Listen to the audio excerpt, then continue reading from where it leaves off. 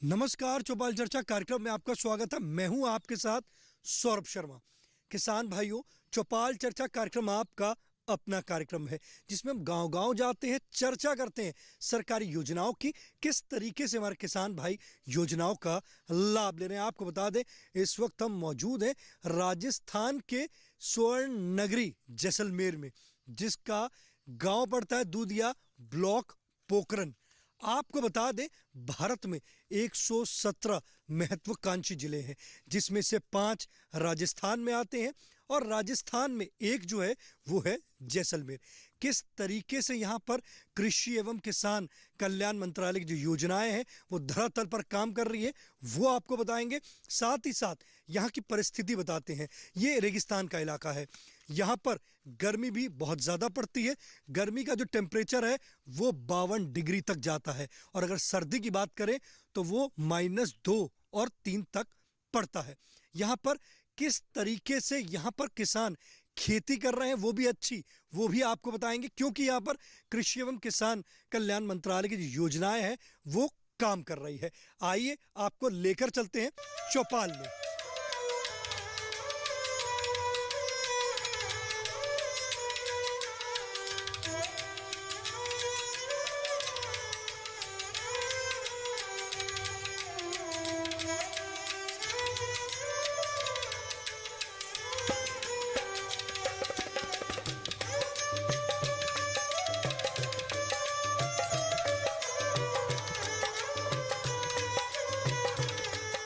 जोरदार तालियों के साथ कार्यक्रम की शुरुआत करते हैं। इस वक्त हम मौजूद हैं स्वर्ण नगरी जैसलमेर में, जिसका गांव पड़ता है दूधिया। आज हम बात कर रहे हैं राष्ट्रीय कृषि विकास योजना के अंतर्गत पशुपालन के बारे में। हमारे बीच में कृषि विज्ञान केंद्र जिला जैसलमेर के विशेषज्ञ मौजूद हैं। आइए जानते हैं। जी, आप बताएं, राष्ट्रीय कृषि विकास योजना क्या है?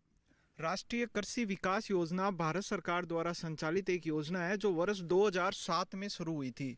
ये किसानों के लिए बहुत अच्छी और फायदे वाली योजना है। जो किसान भाई पशुपालन करते हैं, इसमें कृषि और पशुपालन में अधिक से अधिक निवेश बढ़ाने को भारत सरकार ने ये योजना चलाई है।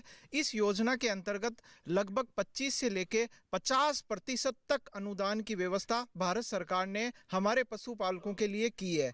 अब पशुपालन में गाय पालन भी कर सकते हैं, बकरी पालन भी कर सकते हैं और मुर्गी पालन भी इसके माध्यम से किया जा सकता है। राष्ट्रीय कृषि विकास योजना का मुख्य उद्देश्य ये है कि कृषि की वार्षिक वृद्धि है 4% भारत को रखनी है। ये ऐसा भारत सरकार ने इसका उद्देश्य रखा है। राष्ट्रीय कृषि विकास योजना के अंतर्गत ये पूरे भारतवर्ष में चल रही है, लेकिन जब बात करते हैं हम राजस्थान के जैसलमेर जिले की, तो यहाँ इसका महत्व और अधिक बढ़ जाता है, क्योंकि यहाँ पर पशुधन सबसे अधिक संख्या में है। यहाँ हर 5 वर्ष में 3 साल अकाल का सामना यहाँ के किसानों को करना पड़ता है। यहाँ के किसानों का जो गुजारा बसर है वो पशुपालन से होता आया है। यहाँ के पूर्वज भी पशुपालन पे बहुत अधिक जोर देते थे। राष्ट्रीय कृषि विकास योजना के अंतर्गत यहाँ के किसानों को पशुपालन की नवीनतम तकनीकियाँ मिली। तकनीकियों के माध्यम से किसान ने अपना दुग्ध उत्पादन बढ़ाया। इसके अलावा बकरी पालन से अपनी आमदनी को बहुत अधिक बढ़ाया। इसके साथ साथ भेड़ पालन का भी विकास हुआ। राष्ट्रीय कृषि विकास योजना के तहत यहाँ के किसानों को, यहाँ के पशुपालकों को बहुत ही कम समय में अच्छा निवेश का अवसर मिला, और इसके साथ साथ यहाँ के किसानों की आमदनी में काफ़ी बढ़ाव दर्ज हुई है। इसके साथ साथ यहाँ के जो किसान हैं वो पहले भी बकरी पालन का व्यवसाय करते थे, लेकिन अब इसको व्यावसायिक स्तर पे करने लगे हैं। पहले यहाँ पे सिर्फ जीवन यापन का जरिया था पशुपालन, लेकिन आज के ज़माने में यहाँ का जो बकरी पालन का जो व्यवसाय है वो बाहर विदेशों में या बाहर दूसरे राज्यों में यहाँ का जो बकरी है उसको सेल करता है। यहाँ के बकरियों की नस्लें, जैसे जैसलमेरी की जो मारवाड़ी नस्ल है वो यहाँ के लिए बहुत ही उपयुक्त नस्ल है, जो अधिक जो एक्सट्रीम जो गर्मी पड़ती है उसको भी सहन करने की क्षमता होती है। अतः यहाँ के लिए राष्ट्रीय कृषि विकास योजना का महत्व है और अधिक बढ़ जाता है। देखिए, कितनी अच्छी जानकारी दी। आपको बताया राष्ट्रीय कृषि विकास योजना के अंतर्गत पशुपालन के बारे में, किस तरीके से यहाँ पर काम कर रही है। हमारे बीच में किसान भाई मौजूद हैं, आइए जानते हैं। जी आप बताएं, ये बताइए आप पशुपालन करते हैं? जी पशुपालन करते हैं जी। कौन कौन से पशु आप पालते हैं? बकरी है, भेड़ है, गाय है। ये बताइए खेती के साथ पशुओं की क्या महत्वता है? खेती के साथ पशुओं की बहुत ही महत्व है। खेती करते हैं तो पशुओं का खाद होता है, वो भी हम खेत में डालते हैं, इससे फसल अच्छी है, पैदावार होती है और पशुओं से भी पैदावार होती है। और ये खाद के जो यूरिया यूज़ करते हैं तो ये उसकी बजाय अगर हम खेती के अंदर ये बकरी का, गाय का खाद डालते हैं तो खेती भी अच्छी होती है और वो स्वास्थ्य के लिए भी लाभदायक होती है। ये बताइए आप पशुपालन कर रहे हैं, कौन कौन से पशु आप पाल रहे हैं? बकरी है, भेड़ है, गाय है, ये पाल रहे हैं। ये जो आप बकरी, भेड़ और गाय पाल रहे हैं, क्या आपको ये लगता है कि लाभकारी है? बिल्कुल लाभकारी है। इसके दूध भी होता है और ये भी खाद भी होता है और इसमें भी व्यावसायिक तौर पर भी इसमें फ़ायदा होता है। लेकिन हम ये आपसे जानना चाहते हैं कि इसके और भी फ़ायदे हो, दूध ज़्यादा हो, इसके लिए आपसे थोड़ी जानकारी चाहते हैं हम। देखिए हमारे किसान भाई कह रहे हैं कि दूध की उत्पादन क्षमता बढ़ाना चाहते हैं और इसके और भी क्या फ़ायदे हैं। हमारे बीच में कृषि विज्ञान केंद्र के अध्यक्ष मौजूद हैं, आइए जानते हैं। सर वो कह रहे हैं कि एक तो दूध की उत्पादक क्षमता और इसके और किस तरीके से इसके लाभ ले सकते हैं? जैसा कि आपको पता है कि जैसलमेर ज़िला जो है वो सूखा ज़िला है और यहाँ के जो प्रोडक्ट हैं, प्रोडक्ट का मतलब मेरा ये है कि जो चारा है उसमें भी पोषक तत्वों की मात्रा कम होती है। अगर हम इनका दूध या मिल्क प्रोडक्शन बढ़ाना चाहें तो उसके साथ साथ में दूसरे पोषक तत्वों पे भी ध्यान देना पड़ेगा। जैसा कि आज एक नया नाम आपने सुना होगा एजोला। एजोला में 25% प्रोटीन होती है। आप अपने पशुओं को खिलाइए। और ये मैं एक प्रैक्टिकल कह रहा हूँ, जब मेरी पोस्टिंग चांदकोठी थी तो वहाँ हमने एक ऑन फार्म ट्रायल लगाई थी और वो ट्रायल पे हमने ये देखने को पाया कि अगर हम 1 kg पर पशु और 30 दिन तक हम देते हैं तो कम से कम एक से लेकर 1.5 किलो दूध में वृद्धि हुई और घी में भी 200 से लेकर 250 ग्राम घी में भी वृद्धि हुई। तो एक नंबर की जो टेक्नोलॉजी अगर आप अपनाना चाहते हैं तो मैं किसान भाइयों से निवेदन करूंगा कि आप अजोला को लेकर के आइए। अजोला के बारे में अगर हमसे सीखना है, हमसे और बात करनी है तो KVK पे आइए आप, और मेरे साथी डॉक्टर रामनिवास जो हैं वो इसके एक्सपर्ट हैं, वो आपको और जानकारी देंगे। सर एक काम करिए, कृषि विज्ञान केंद्र अगर उनको एक छोटी सी ट्रेनिंग दे दे कि किस तरीके से उनको अपना दूध उत्पादन बढ़ाना है या उनके रेट बढ़ाने हैं, किस तरीके से कर सकते हैं। वैसे तो दाम अच्छे मिल रहे हैं पर और अधिक बढ़ाने के लिए वो क्या कर सकते हैं, तो कृषि विज्ञान केंद्र द्वारा अगर वो ट्रेनिंग लेना चाहे तो आप उनको किस तरीके से ट्रेनिंग दे सकते हैं? ज़रूर, हम उनको 4 दिवसीय ट्रेनिंग देंगे और उनको फीडिंग मैनेजमेंट, ब्रीडिंग मैनेजमेंट, उनके रहने के, उनका आवास की व्यवस्था, जो भी व्यवस्थाएं हैं, जितनी प्रकार की उनकी मैनेजमेंट की जो प्रैक्टिसेज हैं वो हम पूरे 4 दिन में उनको अच्छी तरीके से बाकायदा प्रैक्टिकली उनको हम किसानों को इसके लिए क्या करना होगा? किसानों को इसको कुछ भी नहीं करना है। ये अपना 15-20 लोगों का एक समूह बनाएं। समूह न बनाएं तो भी हमारे पास कृषि विज्ञान केंद्र पे आएँ और एक पर्टिकुलर टॉपिक बताएं कि हम इस टॉपिक पे ट्रेनिंग लेना चाहते हैं, चाहे वो बागवानी की हो, चाहे वो फसलों की हो, चाहे वो पशुपालन की हो, चाहे किसी अन्य विषय की हो। क्या इसके लिए कोई शुल्क लगेगा? नहीं, कोई शुल्क नहीं है। किसानों के लिए कृषि विज्ञान केंद्र जो है निःशुल्क है, फ्री है और हरदम 24 घंटे सेवा करने के लिए तैयार है। देखिए कितनी अच्छी जानकारी हमारे कृषि विज्ञान केंद्र के अध्यक्ष ने बताया। जैसे हमारे किसान भाई ने कहा कि वो दूध उत्पादन बढ़ाना चाहते हैं तो उन्होंने बताया कि कैसे अजोला आप अपने पशुओं को दे सकते हैं तो उससे लाभ मिलेगा। साथ ही साथ आप कृषि विज्ञान केंद्र पोखरन जिला राजस्थान में जाकर भी आप आ सकते हैं और इससे लाभ की प्राप्ति कर सकते हैं। हमारे बीच में और भी किसान भाई मौजूद हैं, आइए जानते हैं। जी आप बताएं, ये बताइए पशुपालन करते हैं आप? हाँ करते हैं। ये बताइए जो आप पशुपालन कर रहे हैं तो उसमें कौन कौन सी नस्ल के पशु हैं? मारवाड़ी है और एक तोतापुरी है, वो है, ये बकरी है। ये बताइए जो आप पशुपालन कर रहे हैं उसका दूध भी आप बेचते हैं? हाँ बेचते हैं। तो जो आप दूध बेच रहे हैं क्या उसके दाम अच्छे प्राप्त होते हैं? हाँ अच्छे होते हैं। कहाँ बेचते हैं? ये सर आमदरद जाते हैं वहाँ। तो आपको लगता है कि जो पशुपालन आप कर रहे हैं इससे लाभ मिल रहा है? हाँ बिल्कुल लाभ मिल रहा है। देखिए हमारे किसान भाई कह रहे हैं कि पशुपालन से उनको एक अच्छे लाभ की प्राप्ति हो रही है। चौपाल चर्चा कार्यक्रम में वक्त हो चुका है एक छोटे से ब्रेक का। ब्रेक के बाद जानेंगे राष्ट्रीय कृषि विकास योजना के अंतर्गत पशुपालन के बारे में।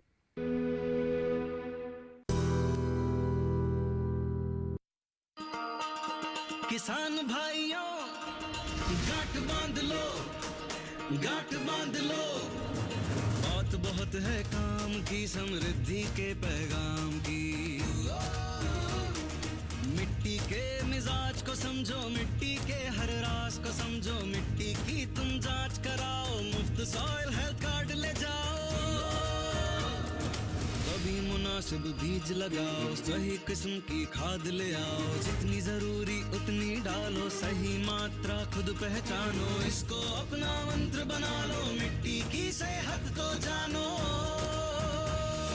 बात बहुत है काम की, कम लागत अधिक वरदान की, किसान भाइयों गांठ बांध लो। आज ही मिट्टी की जांच कराएं, राज्य सरकार के कृषि अधिकारी से संपर्क करें और मुफ्त में सॉइल हेल्थ कार्ड पाएं। कृषि और किसान कल्याण मंत्रालय द्वारा किसान हित में जारी।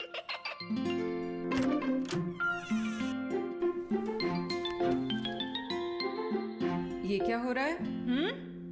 काशवी, इतने कम मार्क्स?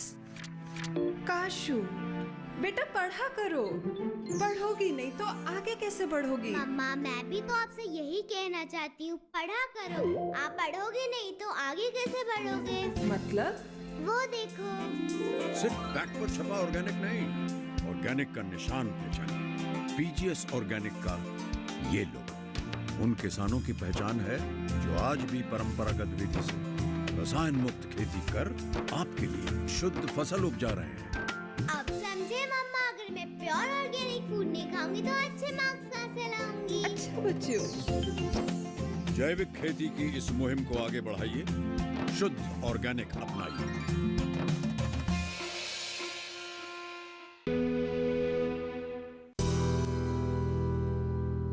ब्रेक के बाद आपका स्वागत है गांव दूधिया की चौपाल चर्चा से। आज हम बात कर रहे हैं राष्ट्रीय कृषि विकास योजना के अंतर्गत पशुपालन के बारे में। हमारे बीच में किसान भाई मौजूद हैं, आइए जानते हैं। जी आप बताएं। आज हम बात कर रहे हैं पशुपालन के बारे में। पशु पालते हैं आप? हाँ, भेड़ बकरी गाय भी रखते हैं, और इससे और गुजर ठीक चलता है। आपका मुख्य धंधा क्या है? हमारे पहले तो ये गाय बकरी का ही था, तो इसमें वो खाद ही मिलता और फसल भी वो एक बार होती कभी कभी, और यहाँ तो अकाल ज़्यादा पड़ते थे लेकिन तो भी गुजारा चलता था। क्योंकि पशुपालन करते थे। पशुपालन तो भी करते थे। तो ये आप पशुपालन अब कर रहे हैं, पशुपालन ये लाभकारी है? बिल्कुल लाभकारी, ये तो पशुओं से तो बहुत गुजारा चलता है। हमारे बीच में और भी किसान भाई मौजूद हैं, आइए जानते हैं। जी आप बताएं। ये बताइए, पशुपालन करते हैं आप? हाँ, पशुपालन करते हैं। कौन कौन से पशु पाल रहे हैं? पशुपालन में तो जो बकरी है तोतापुरी नस्ल की है हमारे पास में। तो लाभ मिल रहा है? हाँ बिल्कुल लाभ मिल रहा है। दूध के अच्छे रेट मिलते हैं? हाँ, दूध की अच्छी रेट मिलती है। यहाँ की अगर स्थिति की बात करते हैं तो यहाँ के हिसाब से एक अच्छा लाभ मिल रहा है। हाँ बिल्कुल खुशहाल है। हाँ। देखिए हमारे किसान भाई कह रहे मैं तो खुशहाल हूँ क्योंकि मैं पशुपालन जो कर रहा हूँ मुझे अच्छा लाभ मिल रहा है। जी आप बताएं। आज हम बात कर रहे हैं राष्ट्रीय कृषि विकास योजना के अंतर्गत पशुपालन के बारे में। आपने लाभ लिया है? हाँ जी। ये बताइए, जो आप पशुपालन कर रहे हैं तो कौन कौन से पशु आप पाल रहे हैं? गाय और बकरी। लाभ मिलता है? लाभ मिलता है।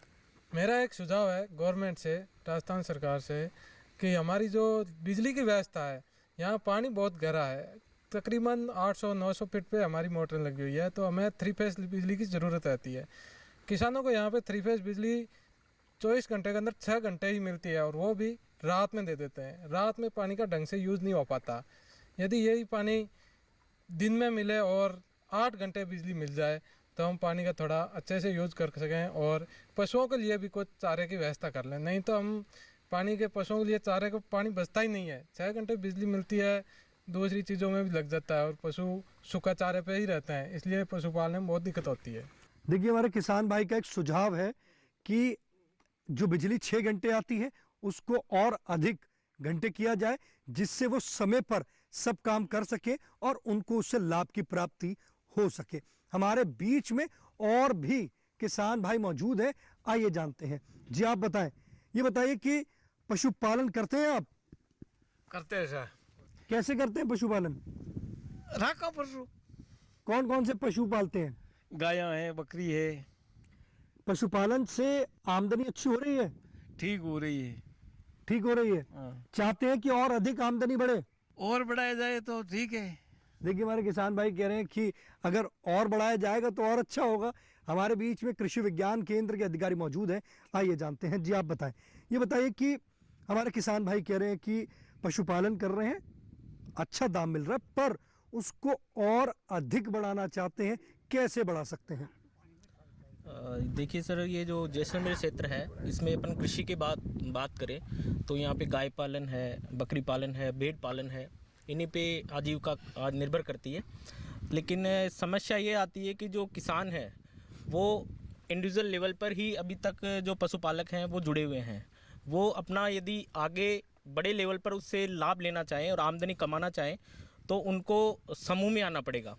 समूह में आने के लिए उनको विभिन्न प्रकार के जो आजकल सरकार के द्वारा जो समूह बनाए जा रहे हैं, जिनके द्वारा विभिन्न प्रकार के लाभ दिए जा रहे हैं, इसके लिए सबसे पहले एसएचजी जो पहले से बनते हैं और कृषक रुचि समूह भी बनाए जाते हैं। और आज का जो स्पेशल टॉपिक जो मोदी जी के द्वारा है कि एफपीओ बनाना, तो एफपीओ कृषक उत्पादक संगठन एक कंपनी है जिसमें विभिन्न यहाँ के जो क्षेत्र के पशुपालक हैं वो जुड़कर एक बड़े लेवल पे समूह बनाकर और एक बड़े लेवल पर डेयरी स्थापित कर सकते हैं अपने गांव में। आप इन्हें सहयोग करेंगे किसान उत्पादक संगठन बनाने के लिए? बिल्कुल सर, हम सहयोग करेंगे। ये आपसे आकर संपर्क करें? बिल्कुल सर, संपर्क कर सकते हैं और हम इनकी पूरी जो भी सहायता है वो करेंगे। देखिए, हमारे कृषि विज्ञान केंद्र के विशेषज्ञ ने बताया कि हम पूरी तरीके से किसान भाइयों की सहायता करेंगे। किसान उत्पादक संगठन बनेगा तो उससे उनकी जो आमदनी है वो और अधिक होगी। चौपाल चर्चा कार्यक्रम में वक्त हो चुका है एक और छोटे से ब्रेक का। ब्रेक के बाद जानेंगे राष्ट्रीय कृषि विकास योजना के अंतर्गत पशुपालन के बारे में।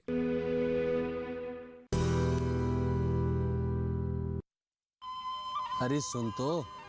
मुझे क्या सुनाना चाहते हो? जो सुनाओ मेरी सौतन को। किसको? अरे वही तुम्हारा मोबाइल फोन जिससे सुबह शाम दिन रात चिपके रहते थे और कहते थे किसान कॉल सेंटर से बातें हो रही हैं। अच्छा ये बात है। हाँ, क्यों? क्या हुआ? अब बात नहीं होती क्या? अब तो झट से बात हो जाती है। ऐसा क्या? हाँ, अब तो ज्यादा लाइनें और खास तकनीक के कारण खेती के माहिरों से तुरंत बात हो जाती है। और अगर कभी लाइन व्यस्त हो तो अपनी समस्या फोन पर रिकॉर्ड करा दो, वहाँ से फोन आ जाता है और समस्या की हल का मैसेज भी आ जाता है। ये देखो आ गया। अरे वाह, इसका मतलब इंतजार की घड़ी अब खत्म। हाँ। तभी मैं सोचूं कि आजकल मुझ पर इतना प्यार क्यों आ रहा है। कृषि संबंधी समस्याओं का अपनी भाषा में तुरंत हल पाने के लिए पूरे भारत में किसी भी फोन से हेल्पलाइन नंबर पर संपर्क करें। किसानों का दोस्त किसान कॉल सेंटर।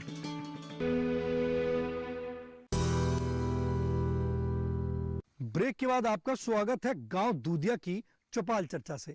आपको बता दें, आज की जो हमारी चौपाल है स्वर्ण नगरी जैसलमेर से है। हमारे बीच में कृषि विज्ञान केंद्र के अधिकारी मौजूद हैं। आइए जानते हैं। ये बताइए, अगर पशुओं में मुंह पका और खुरपका की जो बीमारी होती है उससे किस प्रकार से निदान पाया जा सकता है? खुरपका मुंहपका बीमारी एक वायरस जनित बीमारी है। इससे गाय, बकरी, भेड़ सभी पे प्रकोप होता है और इसके जो हमारे पशुपालकों को इसके जो लक्षण है वो इनके पैरों में छाले हो जाते हैं, जीभ पे छाले हो जाते हैं। तो जब ऐसा लगे कि भाई छाले हो रहे हैं तो उसके आने के बाद एक पोटेशियम परमैंगनेट लाल दवा आती है, उसके माध्यम से उनको जो खुर है उनको धुलना चाहिए, मुंह को धुलना चाहिए। इसके साथ ये बीमारी आए ही नहीं, इसके लिए हमारे पशुपालकों को एफएमडी का एक टीका आता है। इस समय इस महीने में वो टीका कारगर है और जो हमारा नज़दीकी पशुओं का जो अस्पताल है उसके माध्यम से ये टीका पशु चिकित्सक से लगाया जा सकता है और इसका निदान पाया जा सकता है। हमारे बीच में और भी किसान भाई मौजूद हैं। आइए जानते हैं। जी आप बताएं, पशुपालन करते हैं? करते हैं सर। किस प्रकार से करते हैं? भेड़, बकरी, गाय यही पालता है। लगता है पशुपालन जो है किसानों के लिए लाभकारी है? लाभकारी है। आपका जो पशुपालन कर रहे हैं उसमें लाभ मिल रहा है? मिल रहा है सर। कुछ सवाल करना चाहते हैं? एक समस्या है सर हमारे यहाँ पानी की। पशुओं के लिए मीठा पानी नहीं है पीने के लिए। यहाँ ट्यूबवेल का पानी खारा है, मीठे पानी की कोई व्यवस्था नहीं है हमारे नज़दीक। तो आप चाहते हैं मीठे पानी की व्यवस्था हो? हाँ, मीठे पानी की व्यवस्था हो। देखिए, हमारे किसान भाई कह रहे हैं कि यहाँ की स्थिति की अगर बात करते हैं तो यह खारा पानी है और मीठे पानी की व्यवस्था हो। हमारे बीच में कृषि विज्ञान केंद्र के अध्यक्ष मौजूद हैं। आइए जानते हैं। सर, जैसे हमारे किसान भाई कह रहे हैं कि अभी फिलहाल तो वो खारे पानी से ही खेती कर रहे हैं, तो खारे पानी की जो फसलें हैं वो कौन कौन सी हैं? अगर हम खारे पानी की बात करते हैं तो खारे पानी का मतलब हमारा ये है कि उसकी सैलिनिटी ज़्यादा है। इसका मतलब कहने का ये तात्पर्य हुआ कि 7 पीएच जो मान है हमारा वो न्यूट्रल मान होता है और 7 से ऊपर बढ़ते चला जाता है, यानी 8.5 के आसपास चला जाता है, तो उसमें सोडियम और एल्यूमिनियम और इसके जो आयन है वो बढ़ जाते हैं, कार्बोनेट बाइकार्बोनेट बढ़ जाते हैं, तो जिससे इस पानी की खारापन बढ़ जाता है। तो हर फसल उसको टॉलरेट नहीं कर सकती। जो फसलें हैं टॉलरेट कर सकती हैं, उनमें हम जौ को ले सकते हैं, जो अच्छी पैदावार दे सकती है। इसके साथ साथ में हम पालक की खेती भी कर सकते हैं, पालक बहुत अच्छा हो सकता है। इसके साथ साथ हम इसकी चुकंदर की खेती बहुत अच्छे तरीके कर सकते हैं, खजूर की खेती कर सकते हैं। आपने बेर देखें, बेर की भी अच्छी खेती कर सकते हैं। तो ये ऐसी क्रॉप हैं जिन क्रॉप को लेकर के ये आसानी से अपना फ़ायदा ले सकते हैं इस खारे पानी में। रही बात मीठे पानी की, तो मीठा पानी तो एक प्रकृति की देन है। आप ऐसा वाटर कैचमेंट एरिया बनाइए जिसमें कि बारिश के पानी को आप रोक सकते हैं। वाटर हार्वेस्टिंग जो ऊपर से करके अपनी दीवारें बनी हुई हैं, अपनी छतें बनी हुई हैं, उनके सारे पाइपलाइन को जोड़ के ऐसी दीवार बना करके और पानी को आप एक डिग्गी बनाएं और डिग्गी में उसको इकट्ठा करें। तो ऐसी कोई योजना चल रही है जिसके उसके लिए डिग्गी बना सकते हैं? सरकार की तरफ से ऐसी बहुत सारी योजनाएं हैं कि डिग्गी का निर्माण करने के लिए बड़ी डिग्गी का निर्माण कर लेंगे, 90,000 रुपये की सब्सिडी मिलती है। प्रधानमंत्री कृषि सिंचाई योजना के अंतर्गत, प्रधानमंत्री कृषि सिंचाई योजना के तहत भी बहुत सारी चीज़ें हैं, जिसमें सूक्ष्म सिंचाई में तो आपकी माइक्रो इरीगेशन आ गई, और दूसरी जो सिंचाई योजनाएं हैं उनमें डिग्गी का निर्माण करना है, वाटर हार्वेस्टिंग, स्टोरेज टैंक बनाने हैं, ये ऐसी योजनाएं उसके साथ में समाहित हैं। कृषि विभाग में जाकर संपर्क कर सकते हैं, कृषि विभाग में संपर्क कर सकते हैं और वहाँ सब्सिडी मिलती है। पहले ऑनलाइन फॉर्म लगाइए, फिर उसके बाद में फाइनेंशियल सैंक्शन उसकी निकलेगी और उसके बाद में डिग्गी का निर्माण करवा करके आप अपना ई मित्र पे भी जाके कर सकते हैं। ई मित्र पे भी जाके कर सकते हैं। देखिए कितनी अच्छी जानकारी दी, और कृषि विज्ञान केंद्र के अध्यक्ष ने बताया ई मित्र पे जाकर भी आप कर सकते हैं। एक तो आपको पानी बचाना है, बरसात का पानी को आपने एक डिग्गी में, जब बरसात होगी तो उसका एक ऐसा साधन बनाइए जो डिग्गी में चला जाए और वो फिर आप पूरे वर्ष उसको ले सकते हैं। साथ ही साथ अब बात करते हैं खारे पानी की, तो खारे पानी वाली फसलें भी बताई हैं। जैसे उन्होंने बताया कि आप बेर की जो खेती है उस तरीके से जो फसलें हैं आप लेंगे तो आपको अवश्य लाभ की प्राप्ति होगी। जी आप बताएं, पशुपालन करते हैं आप, कैसे करते हैं? भैंस है, बकरी है, गाय है। फायदा होता है इससे? फायदा होता है। ये बताइए कि जब आप पशुपालन कर रहे हैं तो इसमें आपकी आमदनी बढ़ रही है? ठीक। ये योजनाएं जो चल रही हैं उसके लिए आप प्रधानमंत्री जी को धन्यवाद देना चाहते हैं? धन्यवाद। देखिए हमारे किसान भाई कह रहे हैं जो योजनाएं चल रही हैं उसके लिए माननीय प्रधानमंत्री जी को धन्यवाद देना चाहते हैं। आप युवा किसान हैं, ये बताइए आप क्या कर रहे हैं? हम बीए फाइनल कर रहे हैं, पढ़ाई कर रहे हैं। बीए फाइनल कर रहे हैं, पढ़ाई कर रहे हैं। आगे अपने आप को किस क्षेत्र में ले जाना चाह रहे हैं? कृषि के क्षेत्र में। कृषि के क्षेत्र में आपने क्या सोचा है, आगे क्या करेंगे कृषि के लिए? कृषि को हम आगे बढ़ाना चाहते हैं। कैसे बढ़ाएंगे? युवाओं को जागृत करके। आप युवाओं को जागरूक करेंगे। साथ ही साथ हमारे बीच में कृषि विज्ञान केंद्र के अधिकारी भी हैं। आप कुछ सवाल करना चाहते हैं कि और खेती को किस तरीके से अधिक आगे ले जाया सकता है? मैं सवाल करता हूँ इस खेती को आगे कैसे बढ़ाया जाए। कौन कौन सी फसलें ले रहे हैं आप? गेहूँ है, रायडा, जीरा, ये सब। आमदनी अच्छी होती है? अच्छी होती है बहुत। उसको और अधिक बढ़ाना चाहते हैं? इसको अधिक बढ़ाना चाहते हैं। देखिए हमारे किसान भाई कह रहे हैं कि गेहूँ है या अन्य फसल है, खेती अच्छी हो रही है, और अधिक ऐसी कौन सी तकनीक है जिसको हम और अधिक आगे बढ़ाया जा सके? जी आप बताएं। जैसे हमारे किसान भाई कह रहे हैं कि युवा किसान है, नई तकनीक पे काम करना चाहते हैं कि जिसमें और अधिक लाभ हो, ऐसी कौन कौन सी फसलें वो ले सकते हैं? बिल्कुल, फसलें तो जैसे अभी ये बता रहे हैं कि काफ़ी जो रबी की है और खरीफ की यहाँ की प्रमुख फसलें हैं वो ले ही रहे हैं। इसके अलावा अगर ये चूँकि युवा हैं तो इनके लिए और भी नई तकनीक खेती में है जिनको अगर ये अपनाएं तो ज़्यादा मुनाफा कमा सकते हैं।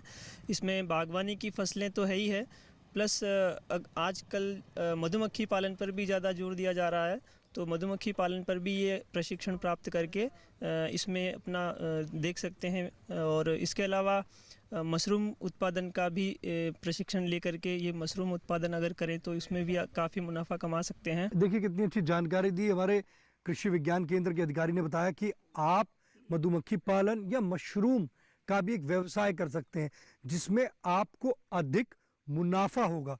आप अपने पसंदीदार कार्यक्रम चौपाल चर्चा को अब आप डीडी किसान के YouTube चैनल पर भी देख सकते हैं। टीवी पे दिए गए QR कोड को स्कैन करें, आज के गांव दूधिया की चौपाल चर्चा से बस इतना ही। फिर होगी आपसे मुलाकात एक नए गांव एक नए विषय के साथ। तब तक हमारी पूरी टीम को दीजिए इजाजत। आप देखते रहिए दूरदर्शन किसान। नमस्कार।